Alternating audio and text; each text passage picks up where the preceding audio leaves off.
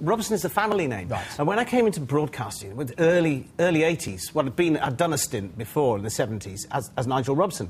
Went away, actually, and ran an arts council, a sort of festival set up in Oxford. Came back to broadcasting, Radio Manchester, up the road, and there was a Nigel Robson broadcasting on network news. So I was confronted with the possibility that I'd present a programme for local radio, and then somebody from network with the same name would be on the news. So Nigel Jay Somebody's got to change. So Nigel Jay came about. That's why people have been twittering me all day asking that. Right, we've done so that. there you are. Let's talk about the book. Now, apparently it combines adventure, intrigue, sci-fi and humour. And it's massive. And it's huge. And I have to say, if you can sum it up for us, that would be great.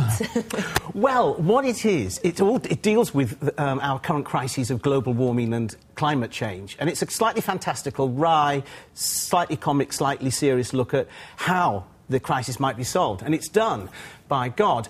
Not really the God of the Bible as we know him. Sort of somebody described him to me as more like a managing director of the universe, with his rather grumpy, not very always clean, unenthusiastic sidekick, the angel Gabriel, hatching a plot, hatching a plan to save the world. So he sends Gabriel down to Earth to do the business. Gabriel doesn't want to go. He thinks humans are cretins, would rather be anywhere else in the universe than on Earth, but reluctantly goes and helps put the plan into action. And it starts to work. And it focuses on America to start with. Yes, because the president's involved in some way. Well, there is. And this is pure coincidence because I invented this president long before we knew about Barack Obama.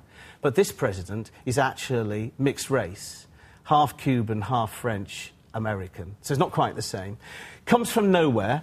You know, is elected having not been in politics for very long at all. This is spooky now. Yeah. Popular vote, landslide victory, huge popularity, and then has to start facing the issues of the day. Gets involved with the plan, as put forward by Gabriel on Earth.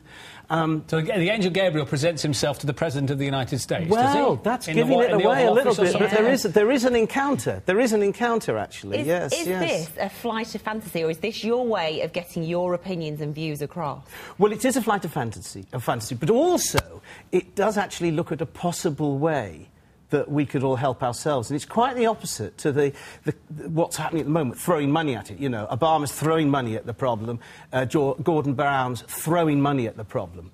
This plan, hatched up in a sort of mythical heaven, is quite the opposite. It's to get people to actually use less, consume less, use less energy. And it actually starts to work in America. They all start living differently. You've got to persuade people to do it, though. We all agree. If we can all switch off a few lights and drive a little less, but it's getting... And that's where you kind of second-guess where maybe the plan doesn't turn out as quite as it should. But yes, yeah. But that's the start of it. Fabulous. Yes. OK, unfortunately, time has run away with us. Already? I've been rabbiting on. I know. No, it was wonderful. You did sum it up for us. So thank you very much for joining us. Thanks very much.